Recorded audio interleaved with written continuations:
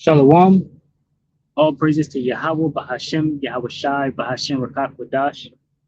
Double honors to the elder apostles, the bishops, and the elders of GMS who as well. Peace and salutations to the elect. My name is Aina. The title of the video is WW3 update and more shameful spewing.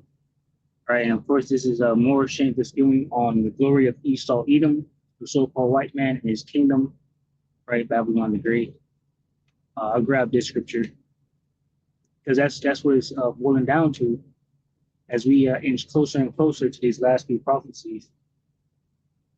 Esau is moving with great wrath and, becoming sloppy and not caring, how he's moving. Or that he is trying to care, but he just has no more wisdom left. As the scriptures say, is there no more wisdom in Teman? And also in Isaiah 19, where the Most High is have taken away the counsel, right, of Esau Edom. Revelation 12:12 says, "Therefore rejoice, ye heavens, and ye that dwell in them." It says, "Woe to the inhabitants of the earth and of the sea, for the devil is come down unto you, having great wrath, because he knoweth that he hath but a short time." Right, and all the signs happening in the world point to ending society, right, an end of an age. Right, and the current age is ruled by Esau Edom, right, and the end is fastly approaching, and he can see this, right. So he's trying to do everything that he can do to help himself, but there is no healing of Babylon the Great, right. There is no help. So, basically, we had this incident with the bombing of the Russian bombers, and basically this was something that was planned for a while. And it goes against the policy that Esau set up pretty much for the world. But, he goes against his own policy, right? So it's looking bad, for Babylon the Great, and also the other nations are watching. And they're seeing that Esau Edom, Babylon the Great, is someone that's not trustworthy anymore, right? They don't stand up for, the agreements that they have put in place, and that could go for anything, even NATO, or any type of deals or anything that they have going on, right? So there's infightings, right? They're divided. So anyway, here's a little bit of that going into, he's going to speak on that situation regarding the bombers. Number two, Putin's number two, Dmitry Medvedev said that, quote, "To all who are waiting for retribution, you need not worry. This is a normal person's quality. Retribution is inevitable." Now that we've had several attacks now on Russian territory, the latest being Crimea, the airfields has been the most dramatic and the most controversial. Talk about what the response could be and what do you find is the significance of all of this as we move into possibly a dangerous phase of this conflict? Well, Danny, of course, I don't know what the ultimate significance is going to be, but I can speculate, and I can speculate fairly powerfully, I think. First, I'd like to back up and say, if it's true, the public reports that this planning has been going on for 18 months, then there is absolutely no doubt, there was no doubt in my mind in the first place, that NATO, read Washington, Britain, France, Germany, the whole complex, was involved with this, but principally the United States, because it's got the assets to do the kinds of things that were done, basically intelligence and satellites. But the second thing I wanted to say about it, and I said yesterday on another podcast, is that just imagine for a moment that someone proximate to the United States, or maybe in a submarine or something like that, proximate to the United States, launched an attack that struck Barstow in Louisiana or Minot and blew up B-52s, or hit Whiteman Air Force Base in Missouri and blew up B-2s. Imagine what we would do if that occurred, because at least some of us are still steeped in what I call the doctrine of the Cold War, where we never did these sorts of things.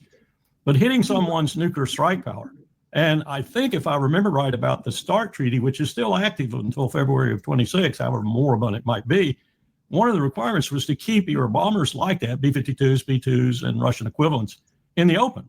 So that was something that was known, and it was that way for a purpose, not so someone could attack them, quite the opposite, and yet we did. And we were planning this for 18 months, if the public information is correct. This is a staggering strategic error, in my view.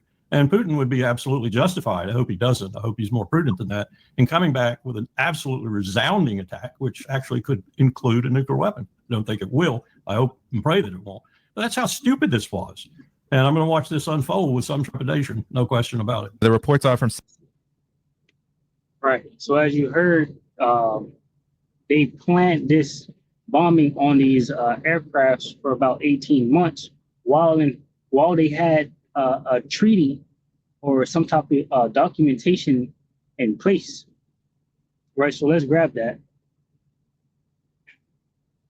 This STAR agreement. This is what they had. It says the STAR agreement refers to the Strategic Arms Reduction Treaty. There are two main agreements under this umbrella. START 1 and New START. START 1 was a treaty between the U.S. and the Soviet Union, later Russia, that aimed to reduce and limit strategic offensive arms, and it expired in 2009. New START, a successor treaty, was signed in 2010 and entered into force in 2011, aiming to further reduce and limit these arms. So we'll just jump to New START because that's what we're dealing with now. This one is no longer in effect. The first one is ended in 2009. The second one, New START, says purpose to further reduce and limit strategic nuclear weapons and verify compliance. The people that signed it was U.S. and Russia. We know that it was always prophesied that America would go to war with Russia in the latter days. This is Revelations 20:7. It says Satan freed doomed, right? It says, and when 1,000 years are expired, Satan shall be loosed out of his prison and shall go out to deceive the nations which are in the four quarters of the earth, Gog and Magog, which is Russia. Gog and Magog is Russia, the land of Russia, right? It says to gather them together to battle, the number of whom is as the sand of the sea. So we understand through prophecy, the Most High has put this thing into place, but Esau, Edom, and his pride believes it to be of himself. And he is gathering Russia to the battle also for his own vain reasons, which will be world domination, pretty much, right? So Esau made these treaties and bills. He put them into place for reasons like this, for this time now, these end days. It says it entered into force 2011, and then they extended it. They put an extension on that thing. It says extended through February 2026. So this was signed recently. They said it was by President Obama. President Biden, right? It says key provisions sets limits on deployed strategic warheads, deployed and non-deployed ICBM launchers, SLBM launchers, and heavy bombers. Verification to establish a new inspection and verification regime, replacing the sort mechanism, right? So Esau put this in place to help himself, right? This is Daniel 8:21. It says, and the rough goat is the king of Grecia, and the great horn that is between his eyes is the first king, right? Which will be Alexander the Great. It says, now that being broken, so what? Basically, eventually, the Roman Empire fell, right? It says, now that being broken, whereas four stood up for it, four kingdoms shall stand up out of the nation, but now in his power. To go into that a little bit more, basically, you had the Greek Empire, then you had the Roman Empire. What happened was the Greek Empire, fell. Slakia. I'm gonna mix up a little bit here. All right, so the round which Daniel 8:20 says, the round which thou sawest having two horns are the kings of Media and Persia. Right, okay. And then next will be the Greek Empire. It says, and the rough goat is the king of Grecia, which will be the Greek Empire, and the great horn that is between his eyes is the first king. Now that being broken, whereas four stood up for it, four kingdoms shall stand up out of the nation, but not in his power. So basically, this kingdom was split into four generals. Let me grab that.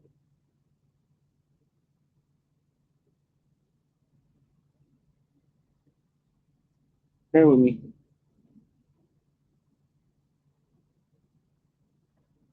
This would be First Maccabees. We'll grab it real quick.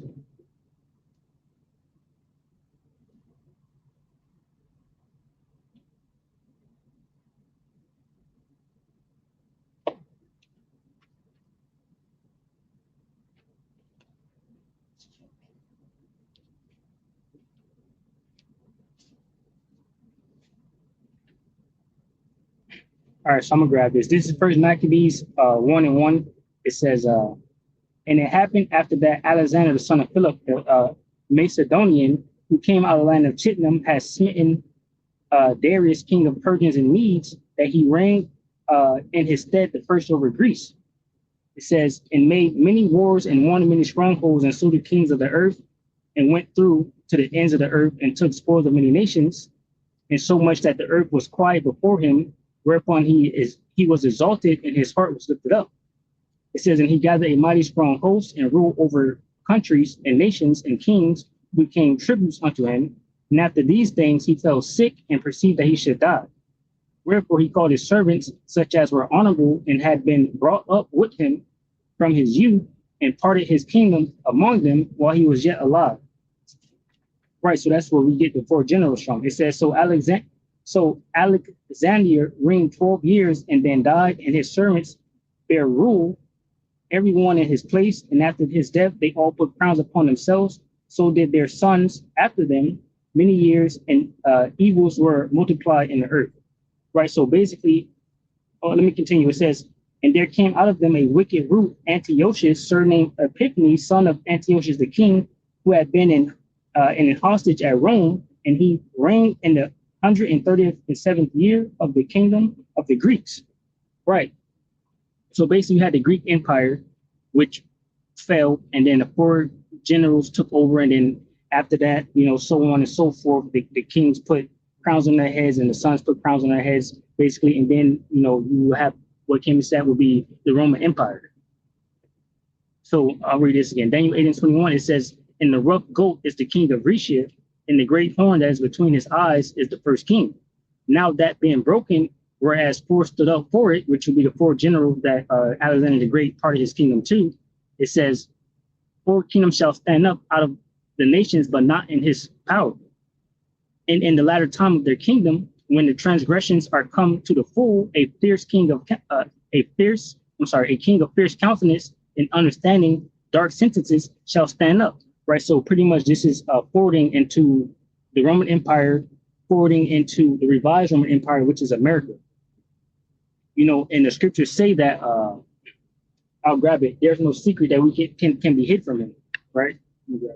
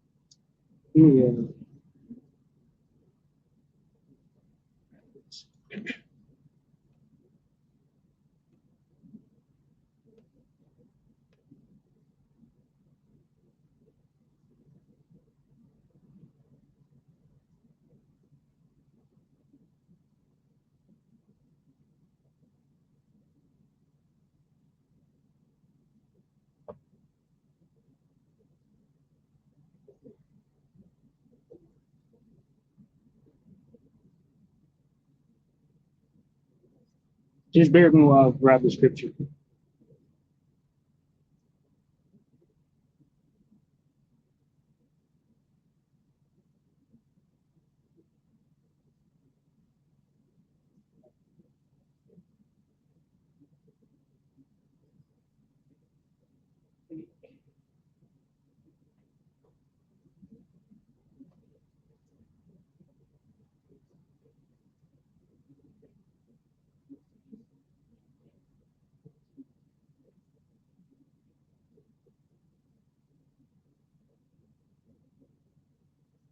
All right, this is Psalm 64. I believe this is it.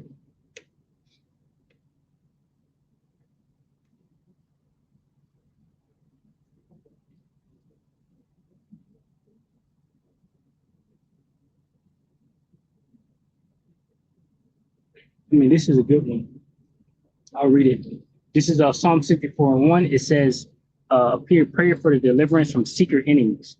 Right? It says, hear my voice, O Yahweh, in my prayer, preserve my life from the fear of the enemy. It says, hiding from the secret counsel of the wicked, from the insurrection of the workers of iniquity, who whet their tongue like a sword and bend their bows to shoot their arrows, even bitter words, that they may shoot in secret at the perfect. Suddenly do they shoot at him and fear not. It says they encourage themselves in an evil matter. They commune of laying snares privately. They say, who shall see them? Right. And this could even go into, which I'm gonna get into over here in this Daniel, their policies and things that they laid in these different bills. And then coming down the line, sometimes they either use the bills or they just, what they did here is avoid those laws completely and go around them and use it to their advantage, by putting a snare for somebody else, like what they did for Russia here. It says they search out iniquities, they accomplish a diligent search. Both the inward thought of every one of them and the heart is deep. You got this NLT. NLT says, as they plot their crimes, they say, we have devised a perfect plan. Yes, the human heart and mind are cunning. Right? So this is going to how Esau, Edom note, just being the light bearers, right? To note. And then even when I got Revelations 12, the scripture said that they know that they have but a short time. And I'm still get that other scripture I was looking for, but I'll get this right here.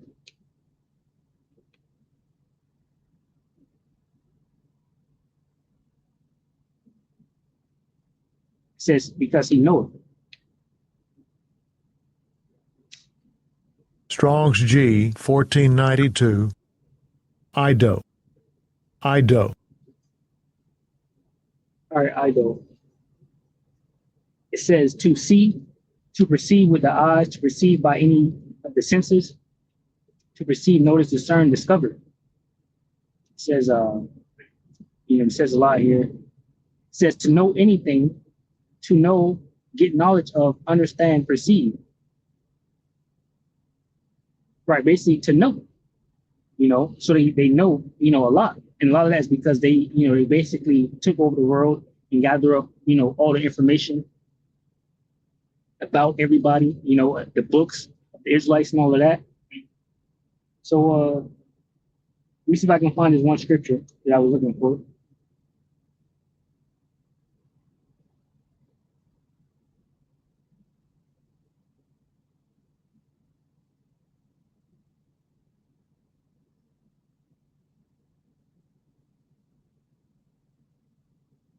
Yeah, right here. Ezekiel 28.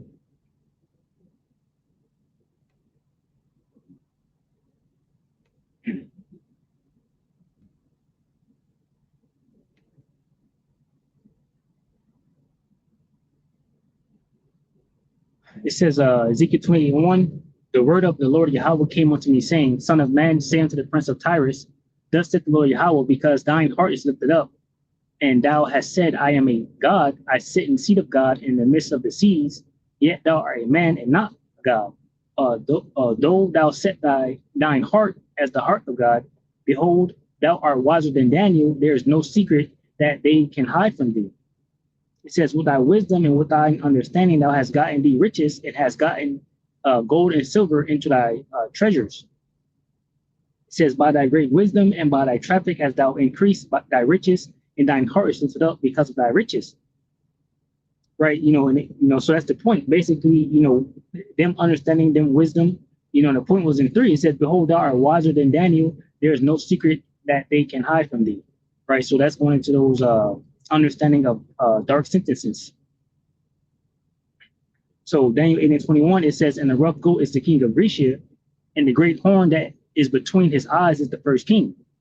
Now that being broken, whereas 4 stood up for it, 4 kingdoms shall stand up out of the nation, but not in his power. It says, and in the latter time of their kingdom, when the transgressions are come to full, a king of fierce countenance will be Antiochus Epiphanes, right? Which I got over there in what is that? The first Maccabees, right? It says, and understanding dark sentences shall stand up, right? But ultimately, we're here now in the revised Roman Empire, because that's what it's going into, right? America, Babylon the Great. It says, and his power shall be mighty, but not by his own power, and he shall destroy wonderfully and shall prosper and practice and shall destroy the mighty and the holy people, right? And it started with this Antiochus Epiphany, but it's ending up here over here in Babylon the Great, with America destroying the holy people, which are the Israelites. So the point I wanted was in 25. It says, and through his policy also he shall cause craft to prosper in his hand, and he shall magnify himself in his heart, and by peace shall destroy many. So, that was the point. His policy, right? This is one of his policies right here, where he set this policy up for them to have, basically, which I'm gonna read it a bit more over here, to put those bombers in place where they're able to be seen by satellite imagery and things like that. And he used this policy here for its own advantage in this basically World War III, because this is where we're at with it, right? It just hasn't intensified, right? The scriptures tell us that we hold the third woe coming quickly, and we understand that at the end of the third woe, it will be with nuclear fire, right? So we're in the beginning stages of that. So he used this policy to use it as an advantage against his enemies, but at the same time,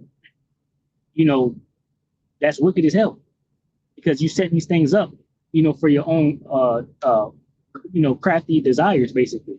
He says, and through his policy also he shall cause craft to prosper in his hand, and he shall magnify himself in his heart, and by peace shall destroy many. Right? So it was peace by saying, yo, listen, put the bombers on the runway so we can look at it with our imagery and make sure you don't have nuclear weapons on there to come attack us. But really, he used that to destroy their bombers, their planes, right? It says, and by peace shall destroy many, he shall also stand up against the prince of princes, but he shall be broken without hand. So that's what happened right there. Or what was going to happen, Salakia. It says, he shall also stand up against the prince of princes, will be Yahushua when he returns, but he's going to be broken without hand. Yahushua is going to completely destroy this devil, right? Who, he thinks himself to be smart. And you can find that in the book of 2nd Ezra chapter 13, where Yahushua returns with the chariots, the fellowship, shooting forth laser beams, and destroying the armies gathered for World War III. It says, in the vision of the evening and the morning, which was told is true, wherefore, and that's how you can tell this talking about now in this time also, right? Because this part hasn't taken place. It says, in the vision of the evening and the morning, which was told is true, wherefore shut thou up the vision, for it shall be for many days. And I, Daniel, fainted and was sick certain days. Afterward, I rose up and did the king's business, and I was astonished at the vision, but none understood it, right? And Lord willing, I broke that down pretty good for you, for you to get that understanding. All right, so, let me see. So START, again, it says START missile treaty expose Russia nuclear bombers to Ukrainian drone attack. It says the conditions of the START missile treaty signed between Russia President Vladimir Putin and the former U.S. President Joe Biden in January 2021 exposed Russia's strategic nuclear bomber fleet to the devastating Operation Spiderweb drone attack. It says Ukraine initiated a sci-fi attack this week, launching swarms of drones remotely from trucks that destroyed a third of Russia's long-range nuclear-enabled bombing fleet, parked like sitting ducks on the tarmac and airfields in Irkutsk, deep in Russia's heartland on June 1st. A total of 41 planes were destroyed. Now, there's debates on whether or how many planes were destroyed, which I got a little thing there just due to here go into it. I guess only a total of 7 was actually totally destroyed, and like 33 are going in for repair. Who knows? It said a total of 41 planes were destroyed, most of which were built in Soviet days and are now out of production, so cannot be easily replaced anytime soon. It says the worst damage was done at the airbase in Siberia. All right, so anyway, jumping down, it says, however, matter of fact,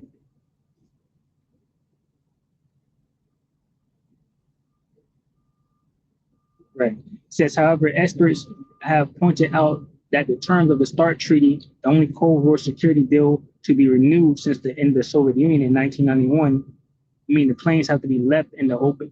Right, so this was a plan by Babylon the Great to have Russia leave their planes out in the open and ultimately as we can see now, it was for them to attack it through a plan that took 18 months.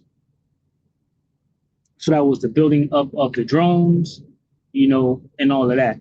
So it took time, getting the resources, right, and all of that.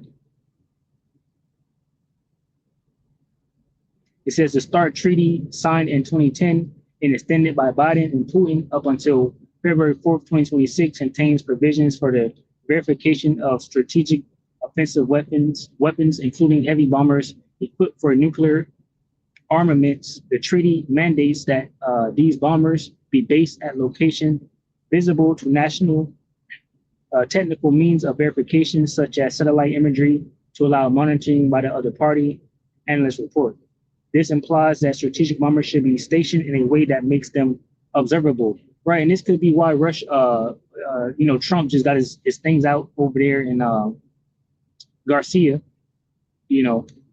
on the island, to say, hey, we're doing it, It says this implies that strategic bombers should be stationed in a way that makes them observable, typically at designated air bases to confirm their status, whether they are nuclear armed or converted to conventional use.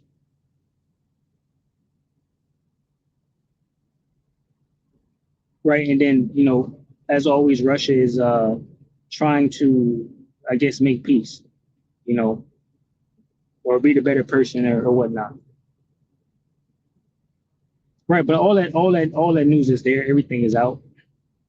Isaiah 32:5, it says, "The vile person shall no more be called liberal, nor the churl said to be bountiful." Right, so shameful spewing is being put on the glory of Babylon the Great, and that the world is watching how they're moving here in these last days. It says, "For the vile person will speak villainy, and his heart will work iniquity, to practice hypocrisy, and to utter error against the Lord Yahweh, to make empty the souls of the hungry, and he will cause the drink of thirst to fail."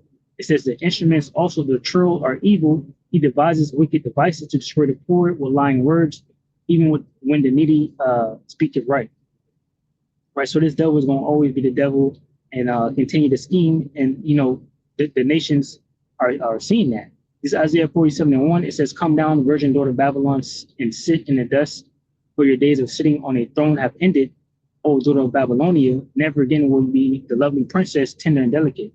It says, take heavy millstones and grind flour, remove your veil and strip off your robe, expose yourself to public view. You will be naked and burdened with shame. I will take vengeance against you without pity. Right, so, they're being exposed, in these last days. So I want to grab a little bit of this.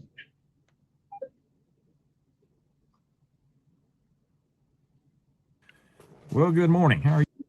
And just beware this guy, bangs pens on the desk and drinks coffee and all of that. It might be loud. I didn't count how frequently he does it, but yeah. You all today, and welcome to Integrative Preparedness. Well, we are headed to war. I'm more certain of that than I've ever been before. And that's what I want to talk about. A reminder that this and all of my videos are brought to you by our sponsor, the Stonemont series. My books about the total collapse of the world and how to prepare and survive it. We'll be talking more about that, how to get it, a couple of ways down below, but I will tell you more about that and something very important about that in a little bit. I want to get to this thing first. So, I've talked before and more before the election than afterward, how the Democrats and many in our country, the corporations, were pushing us to a World War III.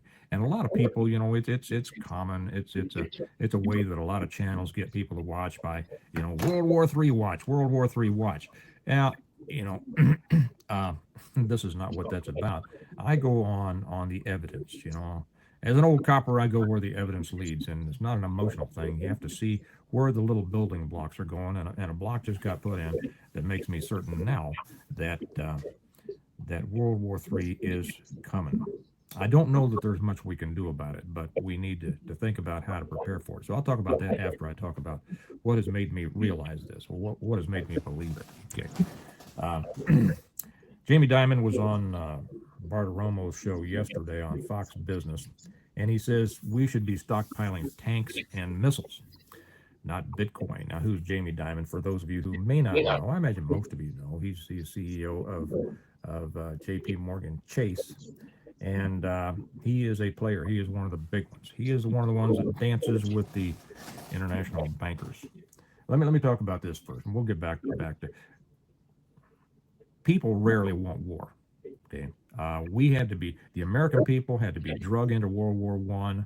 They had to be drug into World War II, and most people don't know the truth of either one of those wars. You got to dig deep to find the truth of either one of those wars. I'm probably not going to get into that on this one, but we will see. So, right, there's a video called "All Wars Are Banker Wars," right? It's on YouTube. I'm going to read here from a Breitbart story written by Jeff Poor. He wrote it yesterday. Said during a portion of an interview that aired on Monday's broadcast at Fox Business Network's Morning with Maria, Jamie Dimon, chairman and CEO of J.P. Morgan Chase, said an emphasis should be on national security and. Right, so I'm gonna skip ahead a little bit with this dude. You know, he didn't want to say it.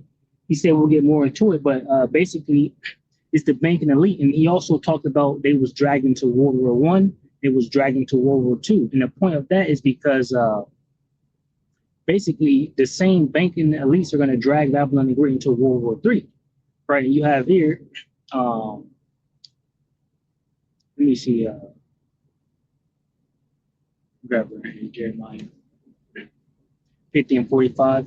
It says, therefore hear ye the counsel of the Lord Yahweh that he have taken against Babylon, and his purposes that he hath proposed against the land of the Chaldeans. It says, surely the least of the flock shall draw them out. Surely he shall make their habitation desolate with them. Right, and the least of the flock is talking about the 1948ers, the tiny hats, the small hats, the JWOs, right, over in the land of Israel. Right, so these are the banking elites who control and run the world. Job 9:24 says the earth is given into the hand of the wicked. Right, and these are those devils that are controlling the world and dragging these individuals into war. I gave you Revelations 20 earlier around verse 7, where it says they will go out and deceive the nations and gather Gog and Magog to the battle, right? So that's what he's talking about. I'll skip to like 7 here, 6:30. We'll see. For them. And so we're going to lay this out. We have a thing called Defense Action Forum. We spend a lot of time with some of the generals this morning and say, hey, have you heard of, well, he sent me something else. He said, have you heard about this? What do you think? And I said, yeah, matter of fact, that's going to be the subject of today's video. Have you all read Smedley Butler's book, War is a Racket? Now I'm going to tell you why we're going to war, and then I'm going to tell you what I would suggest you do to prepare for it. Okay, and so I'll lay out kind of the topic of this video here. If you haven't read Smedley Butler's War is a Racket, you should. It's a pamphlet. I don't know, 50 pages, something like that. You can get it read during a cup of coffee. And he was a very famous Marine general. He won what was the equivalent of 3 medals of honor.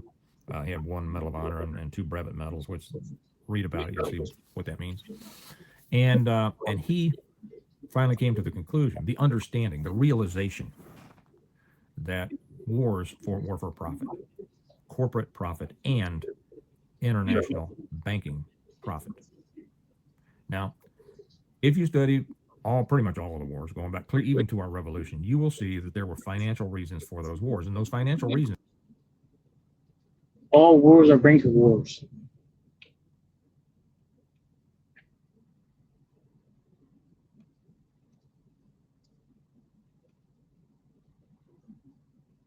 All right. Yeah, I'll probably pay a little bit of it. I don't think I never seen this. And this one I watched right here, right, with this squirrel. Check it out. Let me see this. The Bretton Woods Agreement, ratified in 1945, in addition to making the dollar the global reserve and trade currency, obligated the signatory nations to tie their currencies to the dollar. The nations that ratified Bretton Woods did so on 2 conditions. The first was that the Federal Reserve would refrain from overprinting the dollar, basically as a means to loot real products and produce from other nations in exchange for ink and paper. It basically was an imperial tax imposed by the U.S. economic system on the rest of the world. That assurance of no overprinting was supposedly backed up by the second requirement, which was that the U.S. dollar would always be convertible back to gold by the U.S. government at $35 an ounce.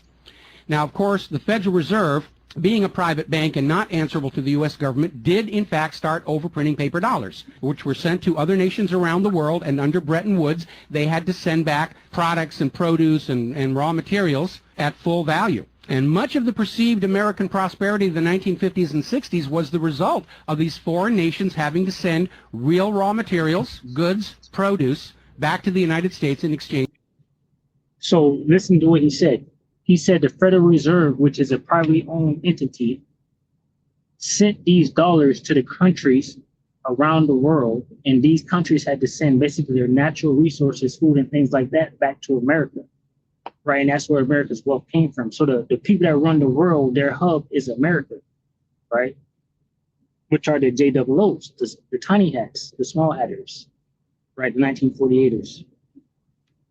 For these little pieces of paper with ink all over them, because they were forced to accept these paper notes as being worth $35 per ounce of gold. Then in 1970, France started looking at this huge pile of printed paper notes sitting in their bank vaults, for which real French products like wine and cheese had been traded, and it notified the United States government that they would exercise their option under Bretton Woods to return all those paper notes for gold at the agreed-upon $35 per ounce exchange rate. The problem was the United States had nowhere near the gold to redeem all those paper notes.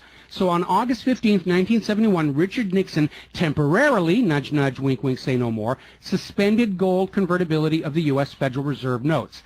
This Nixon shock, as it was termed at the time, effectively ended Bretton Woods, and many global currencies started to delink from the U.S. dollar. And it created another problem, because the United States had been collateralizing their loans, money borrowed from other governments and foreign investors, with the American nation's gold reserves. And with the awareness that there wasn't enough gold to redeem all the Federal Reserve notes, lenders to the U.S. were starting to wonder, did the U.S. government have enough gold to collateralize their outstanding debts? Foreign nations began to get very nervous about the loans to the United States, and they were understandably reluctant to loan any additional money without some form of collateral. So what Richard Nixon did is he founded the environmental movement with the EPA and its various programs like wilderness zones and roadless areas and heritage rivers, wetlands, and all these other little different programs, which all took vast areas of public lands and made them off limits to the American people, who are technically the owner of all those lands. But Nixon had no concern for the environment, and the real purpose of this land grab, under the guise of the environment, was to pledge those pristine lands and their vast mineral resources as collateral on the outstanding national debt. The multitude of all these different programs was simply to conceal the scale of the land grab and collateralization of the American people's heritage. And it actually today covers almost 25% of the entire nation, is now locked up by these EPA programs and pledged as collateral on government borrowing. Now, with open lands, available lands for collateralization already in short supply, the U.S. government embarked on a new program to shore up sagging international demand for the dollar.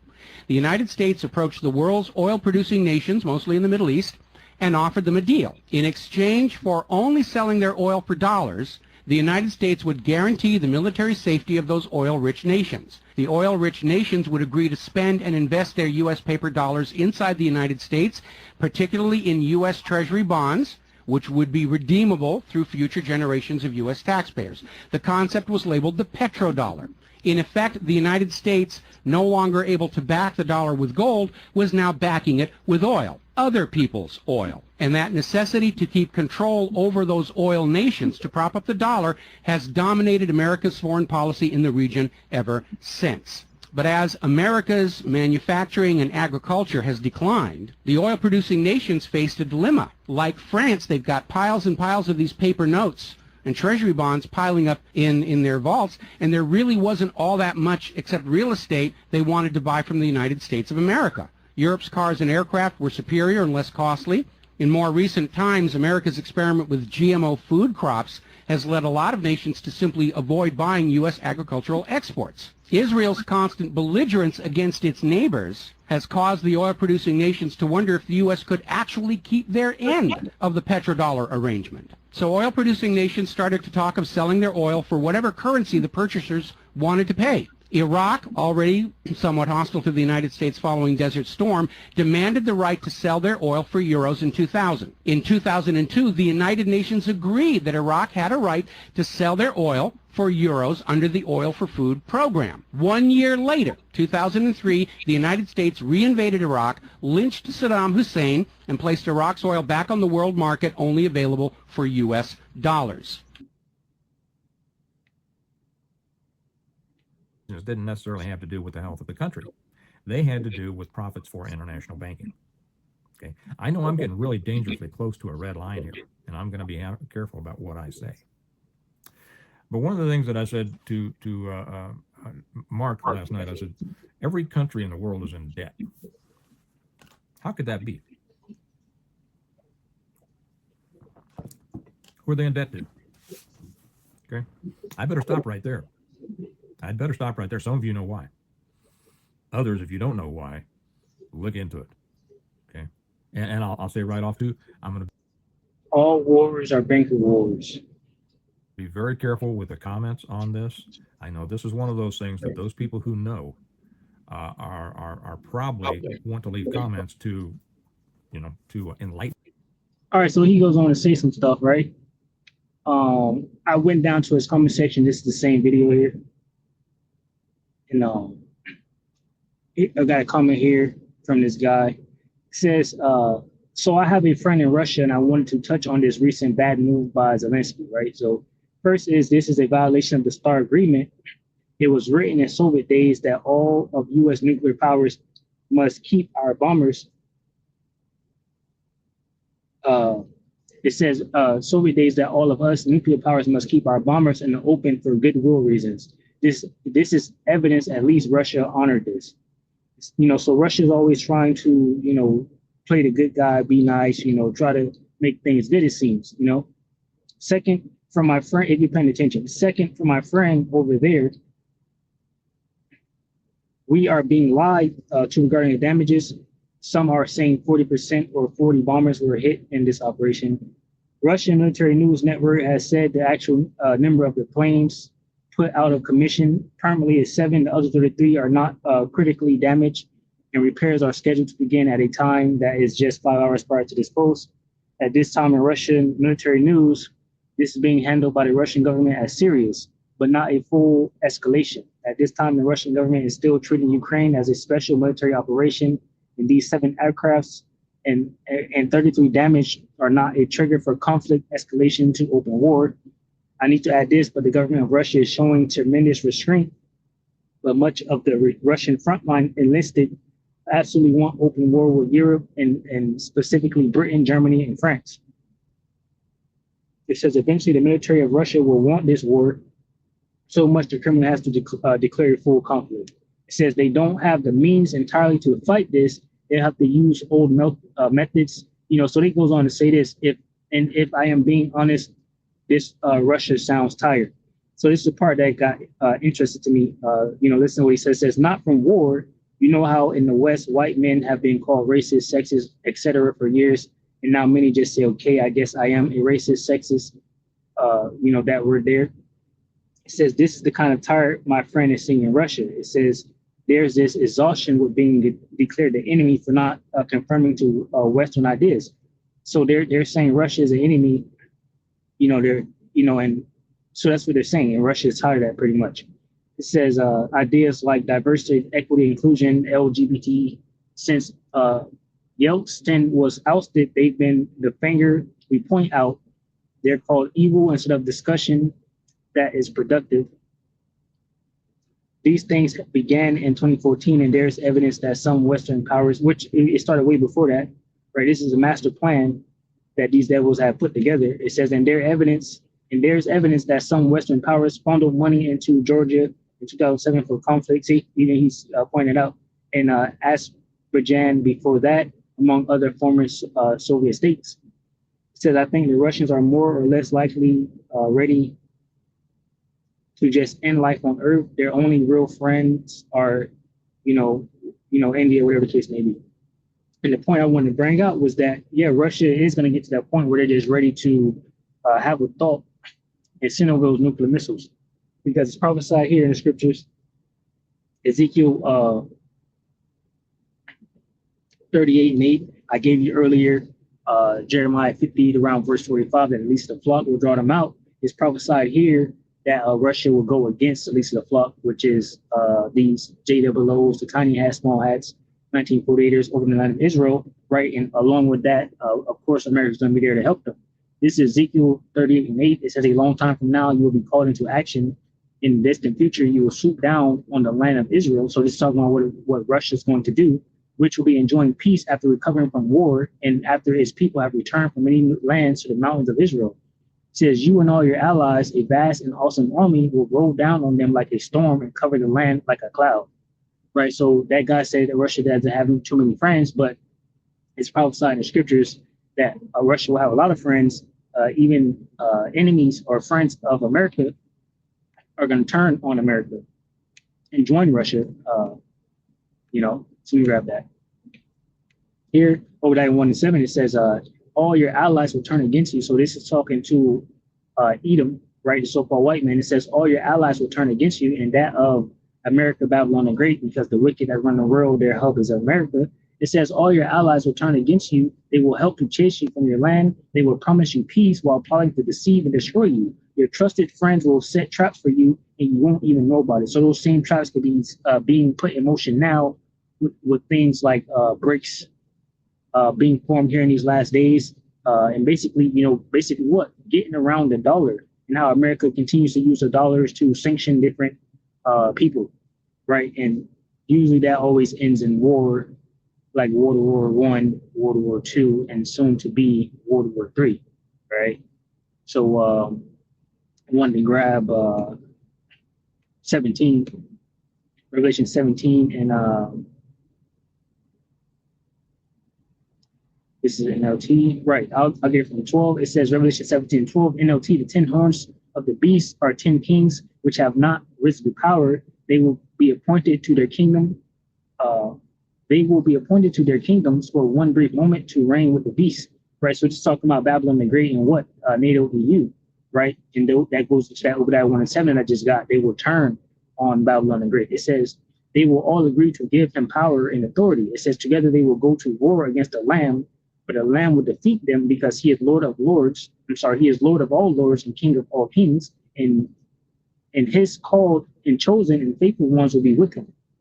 Then the angel said to me, the waters where the prostitute is ruling represents masses of people of every nation and language. It says the scarlet beast and his 10 horns the scarlet beast and his 10 horns all hate the prostitute. They will strip her naked and eat her flesh and burn her remains with fire. Right. So this, and I'm gonna grab this in the KJV too. This is talking about, once again, those that NATO and EU, right? Those are the 10 horns, that's going to come against Babylon the Great. It says, for Yahweh has put a plan into their minds, a plan that will carry out his purposes. They will agree to give their authority to the scarlet beast, and so the words of Yahweh will be fulfilled. And this woman you saw in your vision represents the great city that rules over the kings of the world, right? And that great city is Babylon the Great. You grab this in the KJV down here.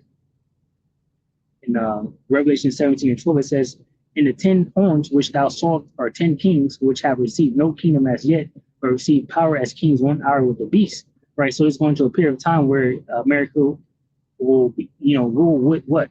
NATO and EU as this beast system. It says, these have one mind and shall give their power and strength unto the beast.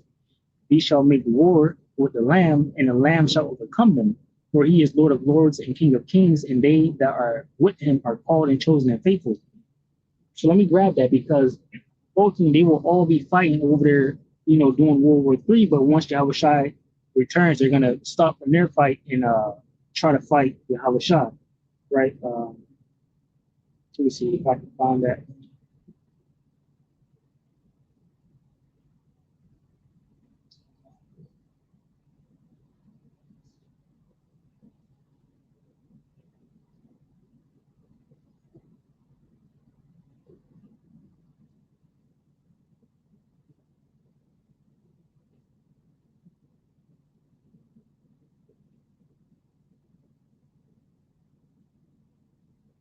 Right.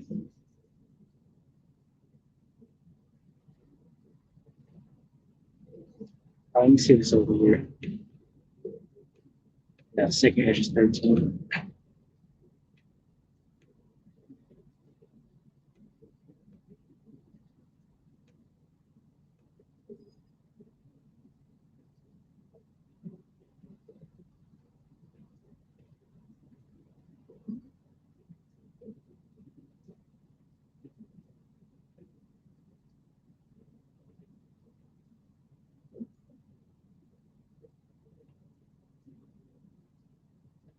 All right, hold on.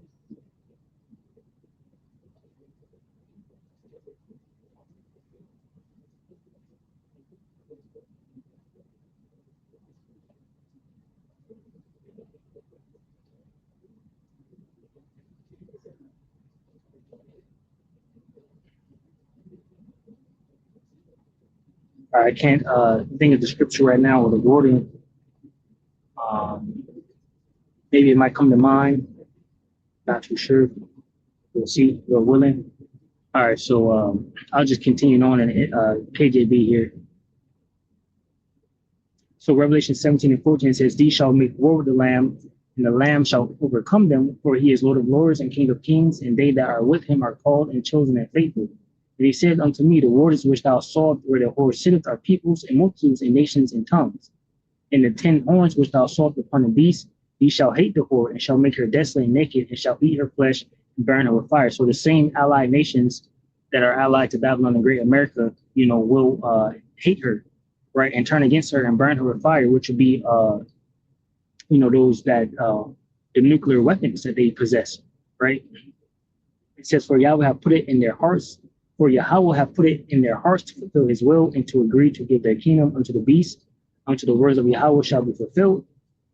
And the woman which thou sawest is that great city which reigneth over the kings of the earth," right, which is Babylon the Great. So let me grab this.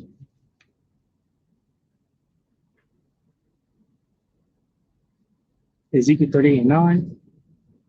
So it says, "You and all your allies, a vast and awesome army, will roll down on them like a storm and cover the land like a cloud." It says, "This is what the sovereign Lord Yahweh says. At that time, evil thoughts will come into your mind, and you will devise a wicked scheme. You will say, Israel is an unprotected land filled with unwalled villages. I will march against her and destroy these people who live in such confidence." Right. So this is what Russia will do. Right. So I wanted to point that out, going into this dude saying that they're tired, what was happening pretty much. So Most is going to put an evil thought into the mind of Russia to go ahead and go against America and Israel, right? And ultimately will end in nuclear weapons being shot. I'll grab Isaiah 9 and 5. And then let me see. I'll grab it in the KJV. Isaiah 9 and 5, it says, "For every battle of the warrior is with confused noise and garments rolled in blood, but this shall be with burning and fuel of fire." Right? So pretty much that has been it. Let me see if I can find that one precept I was looking for.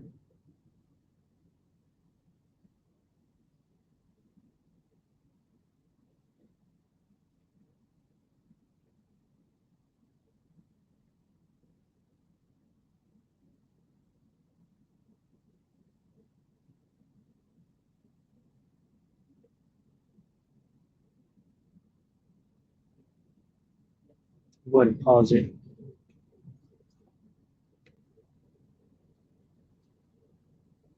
All right, so I found it over here, Revelation 19.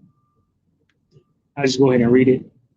It says the coming of Yahushua, right? The coming of Mashiach. Revelation 19:11. "And I saw heaven open, and behold, a white horse, and he that sat upon him was called Faithful and True, and in righteousness he doeth judge and make war. His eyes were as a flame of fire." And once again, you can go to Second Edges chapter 13, right? Breaks it down more, because he's going to come during, basically, in the midst of World War III. It says, "His eyes were as a flame of fire, and on his head were many crowns, and he had a name written that no man knew but himself, right? This goes into his rank. It says, and he was clothed with a vesture dipped in blood, and his name is called the word of Yahweh. And the armies which were in heaven followed him upon white horses, clothed in fine linen, white and clean, right? So this Yahweh Shai coming with what? The glory of heaven, which are the chariots, right? And the angels, of course. It says, and out of his mouth goeth a sharp sword, that with it he shall smite the nations, and he shall rule them with a rod of iron, and he tread up the winepress of the fierceness and wrath of Almighty Yahweh. Because what? He's coming to destroy the armies, right, of the nations, and to gather the kings of the earth and put them into servitude. It says, and he had on his vesture and on his thigh a name written, King of Kings and Lords of Lords.